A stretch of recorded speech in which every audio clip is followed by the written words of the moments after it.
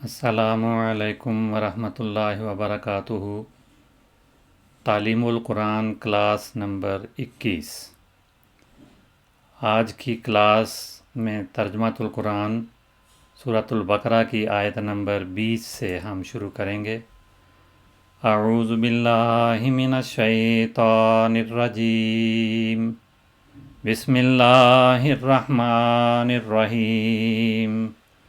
او کصیب من السماء فیہ ظلمات ورعد وبرق یجعلون اصابعهم فی آذانهم من الصواعق حذر الموت واللہ محیط بالکافرین۔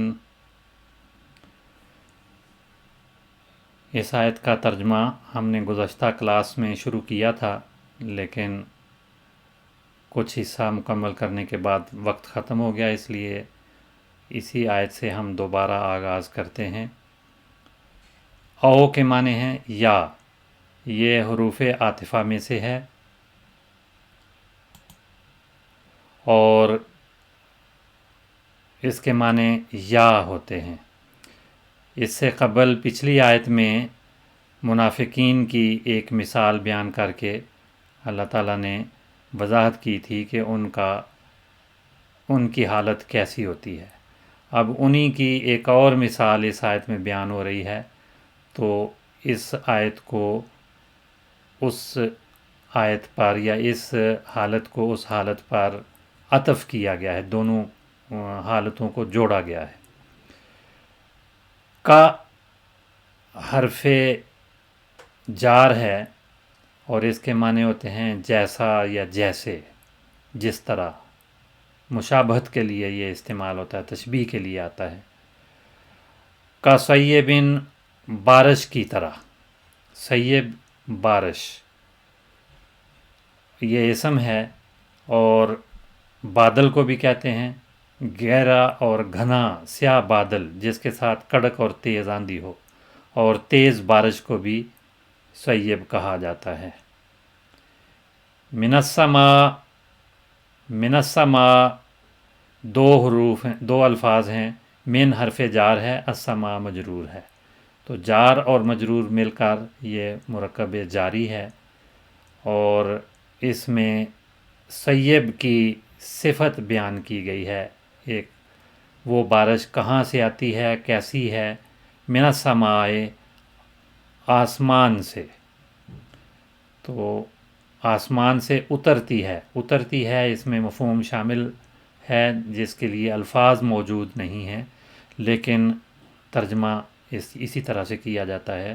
من میں اس کی طرف اشارہ ہے کہ کہاں سے وہ آتی ہے، آسمان سے۔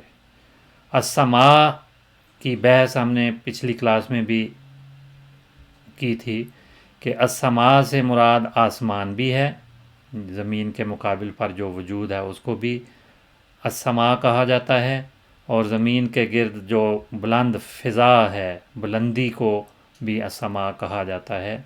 اس کے معنی بادل کے بھی ہوتے ہیں، من السماء بادل سے، اور بارش کے معنوں میں بھی من السماء کا لفظ آتا ہے،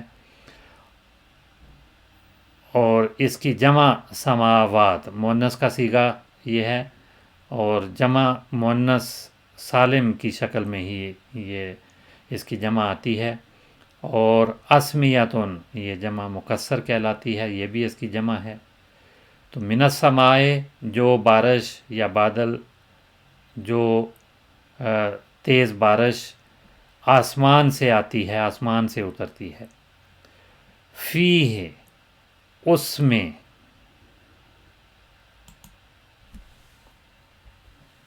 ظلمات اندھیرے ہیں یا تاریکیاں ہیں۔ ظلمات ظلمتن کی جمع ہے، یہ ظلمتن اس کی مفرد ہے۔ ظلمتن کے معنی ہوتے ہیں تاریکی، اور اس کا مادہ زوئے لام میم ہے۔ ظلم بھی اسی مادے سے ہے، لیکن اس کا باب مختلف ہے، مصدر اس کا الگ سے آتا ہے۔ تو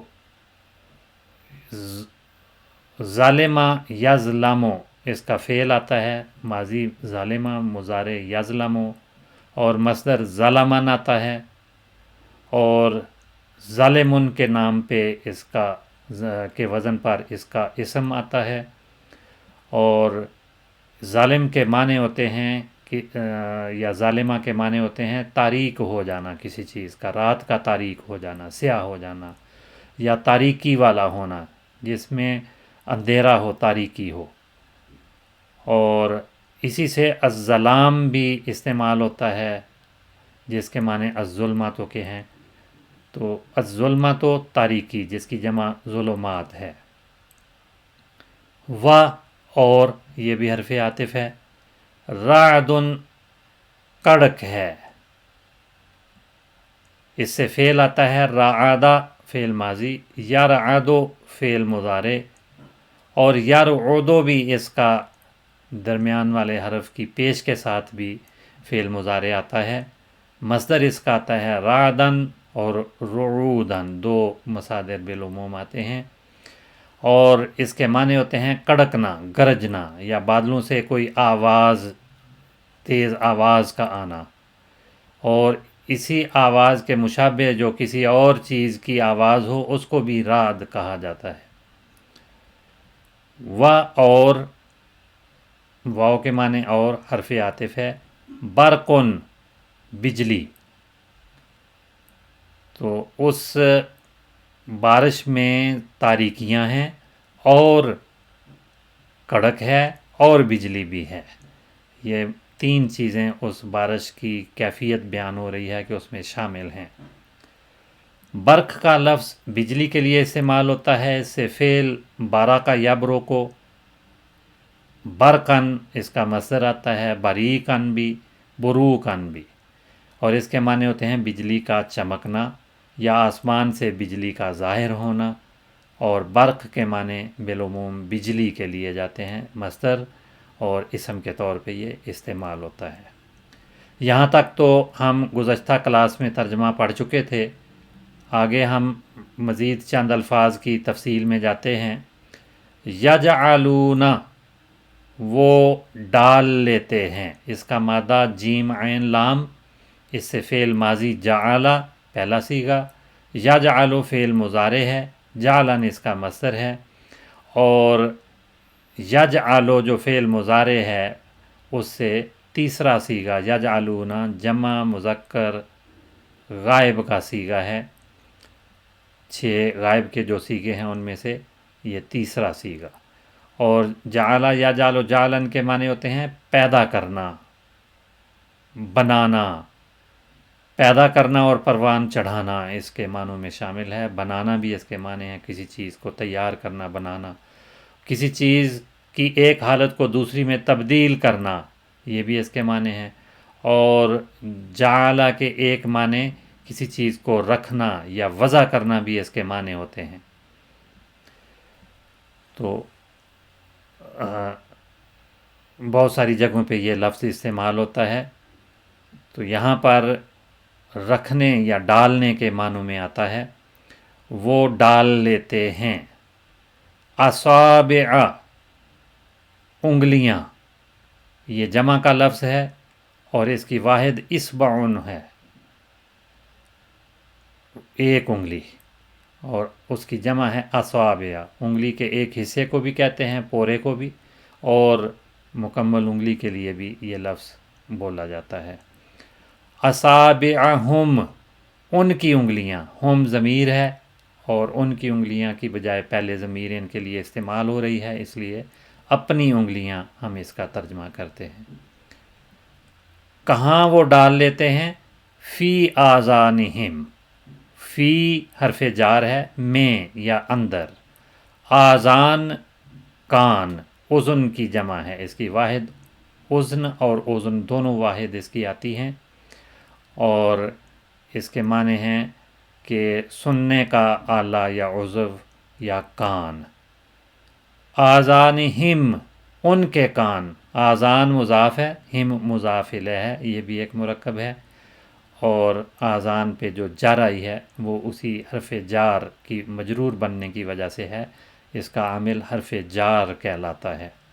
تو اپنے کانوں میں وہ اپنی انگلیاں ڈال لیتے ہیں۔ یہ تو مفعول بن گیا اصابع یجعلون کا، اور یجعلون میں جو ضمیر ہے واو، وہ اس کا فاعل بن رہی ہے، وہ اس کا ترجمہ ہے۔ وہ ڈال لیتے ہیں، کیا ڈالتے ہیں؟ اصابع اپنی انگلیاں، کہاں ڈالتے ہیں؟ فی آذانہم اپنے کانوں میں۔ آگے ایک اور حالت یا وجہ بیان ہو رہی ہے، ایک اور مرکب کی صورت میں، من الصواعق، من کے معنی ہوتے ہیں وجہ سے، ویسے عام طور پہ سے اس کا ترجمہ کیا جاتا ہے، لیکن بعض اوقات سبب کو بیان کرنے کے لیے بھی یہ من آتا ہے، حرف جار ہے، اور آگے ملانے کے لیے نون کو زبر دی ہے، من الصواعق، وجہ سے، من وجہ سے، الصواعق بجلیاں، اور اس میں بجلیاں اور کڑک دونوں چیزیں شامل ہوتی ہیں۔ اس کی واحد صاعقۃ ہے، اور صاعقہ بجلی کو کہتے ہیں، اور اس کا فعل صعقہ یا صعقو استعمال ہوتا ہے، اور صاعقہ بھی آتا ہے، اور مصدر صعقاً اور صاعقۃً دونوں مصادر بھی ہیں، اور صاعقہ بجلی کو بھی کہا جاتا ہے۔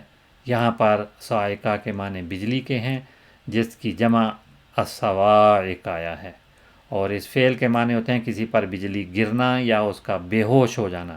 بے ہوش ہونے کے لیے بھی صاعقہ کہتے ہیں کہ وہ اس شخص پہ بجلی گر گئی یا وہ بے ہوش ہو گیا۔ اور چیخنے چلانے کے لیے بھی صاعقہ یا چیخنے والی جو آواز یا بجلی آتی ہے اس کو بھی صاعقہ کہا جاتا ہے، اور ایک معنی اس کے ہلاک ہونے کے بھی ہیں۔ تو مختلف جگہوں پہ جو اس کا استعمال ہے وہ بتاتا ہے کہ یہاں پر کون سے معنی لاگو ہوتے ہیں، اور اسی کے مطابق پھر آیت کا یا جملے کا ترجمہ ہوتا ہے۔ تو ایک وجہ تو یہ بیان ہو گئی کہ وہ اپنی انگلیاں اپنے کانوں میں کیوں ڈالتے ہیں؟ بجلی کی کڑکوں کی وجہ سے، بجلی کی جو تیز آواز ہے اس کی وجہ سے، بجلی کی جو چیخ یا کانوں کو پھاڑنے والی عذاب ہے اس کی وجہ سے۔ اور صاعقہ بجلی گر کے کسی کو ہلاک کر دیتی ہے، اس لیے صاعقہ ہلاک کرنے والی چیز کو بھی کہتے ہیں۔ اور ایک اور حالت یا وجہ بیان ہو رہی ہے، حذر الموت، حذارہ یہ مصدر ہے، اور اس کے معنی ہیں ڈر سے، ڈر کی وجہ سے۔ اس کا فعل آتا ہے حاضرہ، اور اس کے ساتھ جس سے ڈرے کوئی من کا صلہ آتا ہے، من حرف جار استعمال ہوتا ہے۔ اس کا مضارع یحذر آتا ہے، حذرن اس کا مصدر ہے، اور اس فعل کے معنی ہوتے ہیں ڈرنا یا کسی سے بچنا، اعتراض کرنا، اور چوکنا اور چوکس ہو جانا بھی اس کے معنی ہوتے ہیں، اور ایک فرد کا دوسرے سے بچنا بھی اس کے معنی ہیں، اور محتاط رہنا، ڈرتے رہنا، یہ سارے اس کے معنی بنتے ہیں۔ تو یہاں اس پہ جو آخر میں رے پر زبر آئی ہے یہ نصب کی علامت ہے، اور مصدر جو منصوب استعمال ہوتا ہے وہ بعض اوقات حالت کو بیان کرنے کے لیے بیان ہوتا ہے، جملے میں مذکور ہوتا ہے۔ تو ڈرتے ہوئے یا کسی وجہ کو بیان کرنے کے لیے بھی آتا ہے، ڈر کی وجہ سے، ڈرتے ہوئے یا ڈر کی وجہ سے۔ کس چیز کا ڈر؟ یہ مضاف ہے حذر، اور مضاف الیہ ہے الموت، موت کے ڈر سے۔ یہ مضاف الیہ ہونے کی وجہ سے اس کے آخر میں زیر جو ہے، کسرہ جو ہے وہ جر کی علامت آئی ہے، تو یہ اسم مجرور ہے، موت کے ڈر کی وجہ سے، موت کے ڈر سے۔ موت کیا چیز ہے؟ فعل اس سے مات آتا ہے، وہ مر گیا، یموت وہ مر جائے گا، موتن اس کا مصدر ہے۔ اس سے اسم فاعل کیا بنتے ہیں؟ فاعل کے معنی دینے والے الفاظ مائت فاعل کا وزن بنتا ہے. اسی طرح سے میتن اور میتن یہ تین اسماء اسی مادے سے بنتے ہیں اور اس کے معنی مرنے والے کے ہیں. اور اس فعل کے معنی ہوتے ہیں مرنا یا ٹھنڈا یا پرسکون ہو جانا، تھم جانا. تو یہ اس کے مختلف معنی مختلف مواقع پہ استعمال ہوتے ہیں. تو حذر الموت، موت کے ڈر کی وجہ سے. واللہ محیط بالکافرین، اور اللہ، اور حرف جار ہے، اللہ اسم ہے اور یہاں پر مبتدا بن رہا ہے. یہ اسم مبتدا ہے، اللہ جملے میں مبتدا بن رہا ہے، آغاز میں آنے والا. یہ جملہ اسمیہ بنے گا جس میں محیط خبر ہے. محیط گھیرنے والا، گھیرے میں لیے ہوئے. محیط ویسے اپنے صیغے کے لحاظ سے اسم فاعل بنتا ہے. اس کا جو فعل آتا ہے وہ احاطہ یحیط احاطتاً، احاطہ فعل ماضی، یحیط فعل مضارع، احاطتاً اس کا مصدر باب افعال کہلائے گا. ثلاثی مزید کا باب ہے جس میں ماضی میں ایک حمزہ شروع میں زائد کیا جاتا ہے.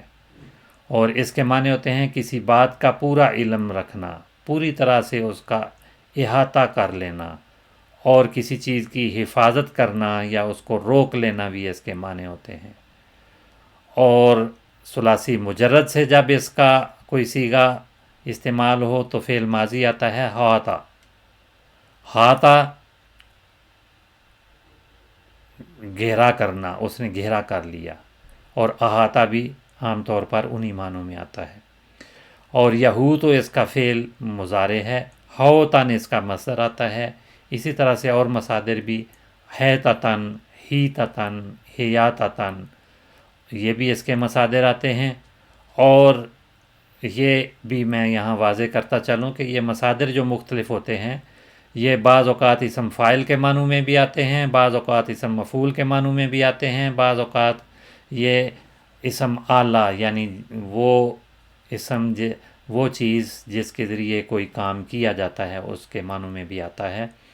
تو مصدر مختلف معنی میں استعمال ہوتے ہیں اور جو اصل اوزان ہیں اس کے مطابق بھی اسماء بنتے ہیں.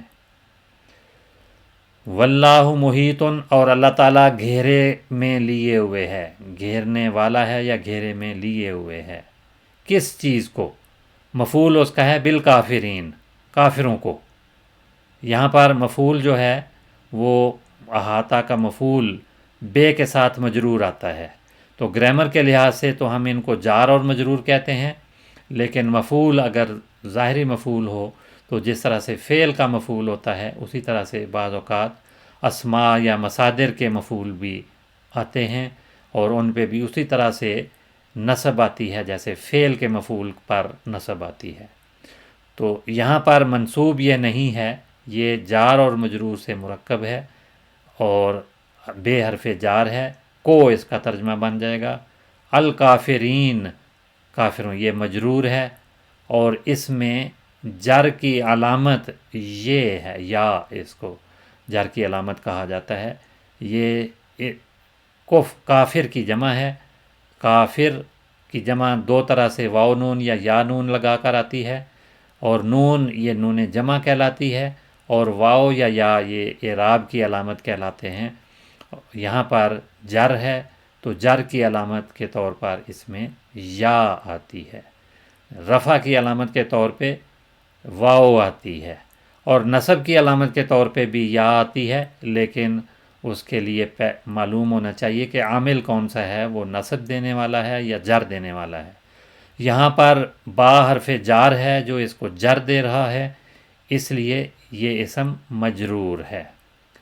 تو اس کا فعل پہلے بھی بیان ہو چکا ہے، میں دوبارہ اس کو بیان کر دیتا ہوں. کفرا فعل ماضی ہے، یکفرو فعل مضارع ہے، کفرن اس کا مصدر ہے.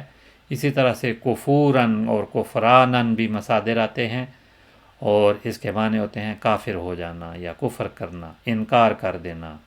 اللہ تعالیٰ یا اس کے انعام کا انکار کرنا بھی کفر کہلاتا ہے.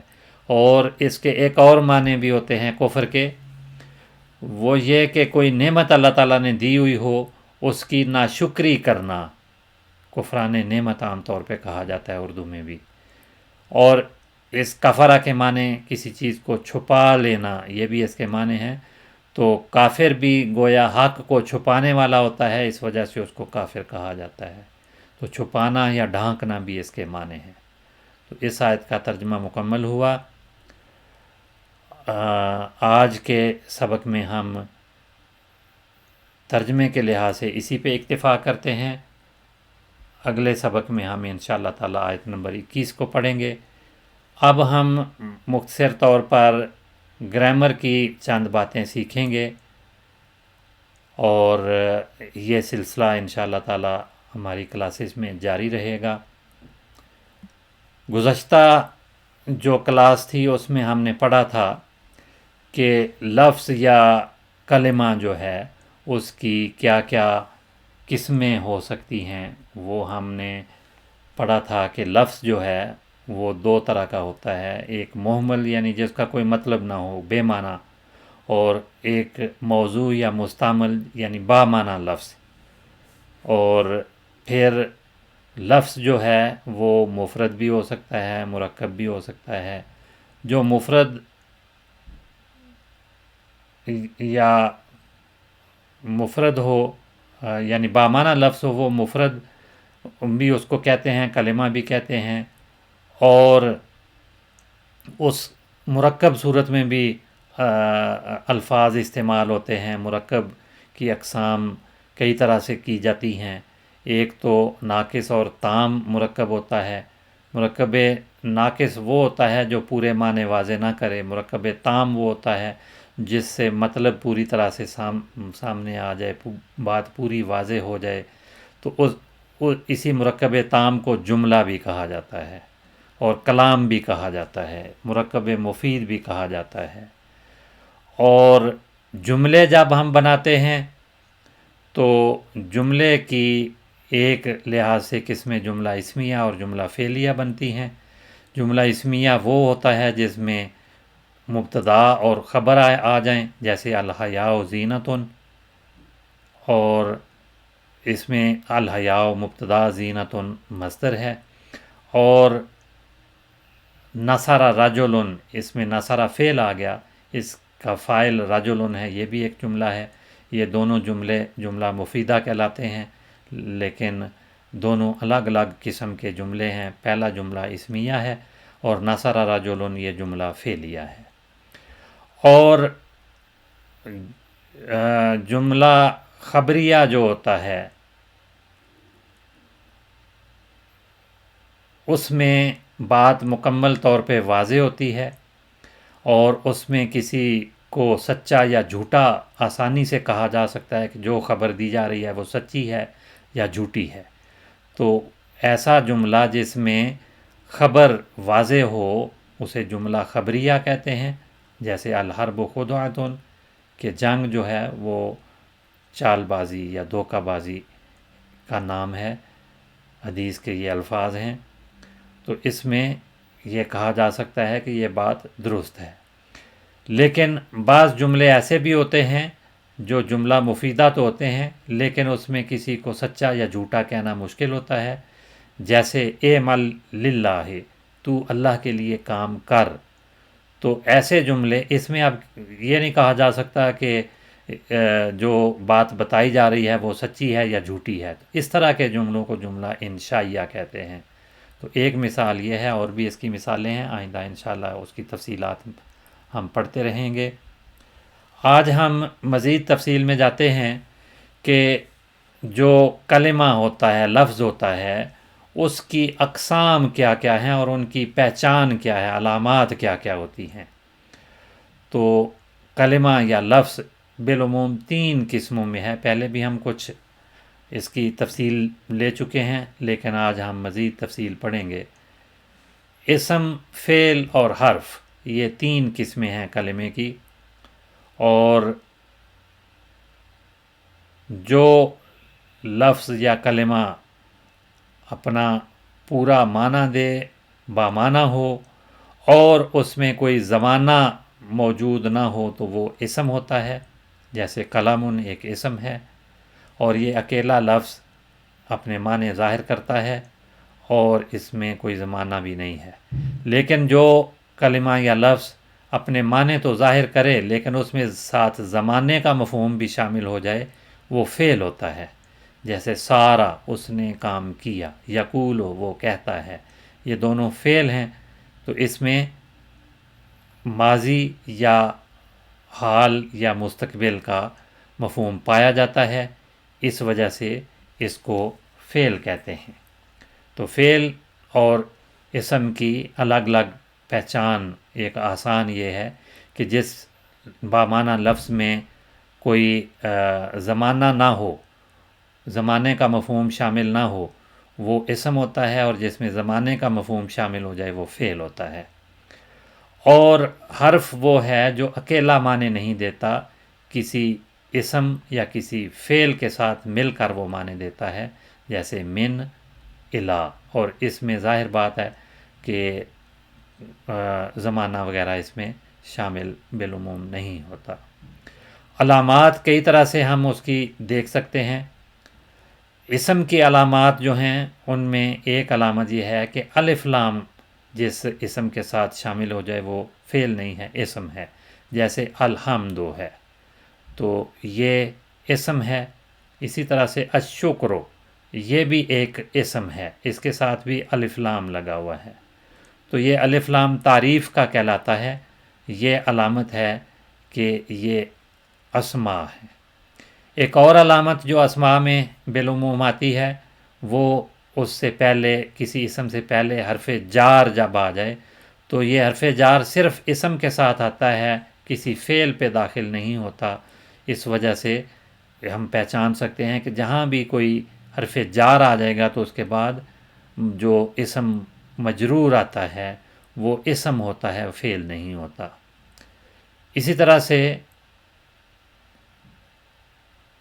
جس اسم پر جار آئی ہوئی ہو، خواہ وہ حرف جار کی وجہ سے ہو یا اضافت کی وجہ سے ہو، تو وہ بھی پہچان ہے ایک کہ وہ اسم ہے، وہ فعل نہیں ہے۔ پھر ایک اور علامت یہ ہے کہ کسی بھی لفظ پر، کلمے پر جب ہم دیکھیں کہ تنوین ہے، دو پیش، دو زیر، دو زبر، یعنی تنوین ہو آخر میں، تو وہ بھی لازماً اسم ہے، وہ فعل نہیں ہے، حرف پر تنوین نہیں آتی، نہ ہی فعل پر تنوین آتی ہے۔ رجلن، ولدن، یہ مثالیں ہیں کہ یہ دونوں اسماء ہیں۔ ایک اور علامت یہ ہے کہ گول تا جس کے آخر میں آ جائے اور اس پہ بعض اوقات تنوین آتی ہے، بعض اوقات تنوین نہیں آتی، تو وہ بھی لفظ جو ہے وہ اسم ہوگا، فعل نہیں ہو سکتا۔ اور یہاں چونکہ ذکر ہوا ہے الف لام کا بھی اور تنوین کا بھی، تو یہ دو علامتیں کسی بھی اسم پر اکٹھی نہیں آتی، ان میں سے ایک علامت اس میں موجود ہوتی ہے، اگر الف لام شامل ہو جائے تو تنوین نہیں آتی، تنوین ہو تو الف لام شامل نہیں ہوتا، تو یہ دونوں ایک لفظ میں جمع نہیں ہوتے۔ فعل کی کیا کیا علامات ہیں وہ بھی ہم تھوڑے سے وقت میں دیکھ لیتے ہیں۔ فعل کے ساتھ قد عام طور پہ آتا ہے، جس لفظ کے ساتھ شروع میں قد آ جائے، جیسے قد سامعہ، تو فعل سامعہ فعل ہے، قد فعل پہ داخل ہوتا ہے، اسم پہ نہیں آتا۔ اسی طرح سے سین اور سوفا، یہ بھی دو حروف ہیں جو فعل کے ساتھ مل کر آتے ہیں، جیسے سا یغلبون، یغلبون فعل ہے، سین اس کے ساتھ آ گیا۔ اسی طرح سوف یعلم، یعلم ایک فعل ہے، اس کے ساتھ سوف آ گیا، تو یہ بھی علامتیں ہیں کہ ہم فعل پہچان سکتے ہیں کہ جن کے ساتھ یہ علامات ہوں وہ فعل ہوتے ہیں۔ پھر جس لفظ کا ترجمے میں ماضی کا مفہوم شامل ہو جائے، مضارع کا مفہوم شامل ہو جائے، یعنی ماضی، حال، مستقبل، کوئی زمانہ جس میں شامل ہو جائے، تو یہ بھی ایک علامت کے طور پہ ہے کہ ہم پہچان سکتے ہیں کہ وہ لفظ فعل ہے۔ اسی طرح سے امر جس میں حکم ہو، فعل امر یا فعل نہی، اس حالت میں بھی کوئی کلمہ ہو، لفظ ہو، تو وہ بھی فعل ہوتا ہے، اسم نہیں ہوتا۔ مثالیں ہیں جاء فعل ہے، ماضی کا مفہوم شامل ہو گیا۔ یشاء وہ چاہتا ہے، اس میں مضارع کا صیغہ ہے، زمانہ شامل ہو گیا۔ اغفر فعل امر ہے، لا تنہر فعل نہیں ہے۔ تو یہ چند علامات ہیں فعل کی، تو اس سے ہم آسانی سے پہچان کر سکتے ہیں۔ اکثر کے ساتھ یہ آتا ہے، اس کے بغیر بھی، ان علامات کے بغیر بھی آ جاتے ہیں، ان حروف کے بغیر بھی، لیکن یہ جہاں پہ علامتیں موجود ہوں تو وہ یقینی طور پہ فعل کے طور پہ الفاظ آئے ہیں۔ تیسری چیز، کلمے کی قسم حرف ہوتا ہے، اور اسم اور فعل کی جو علامات ابھی ہم نے پڑھی ہیں ان میں سے کوئی بھی علامت اس کے ساتھ نہ ہو تو یہ حروف کے ساتھ وہ علامتیں نہیں آتیں۔ تو ایک پہچان حروف کی یہ ہے کہ یہ حروف ہیں، لیکن باقی چیز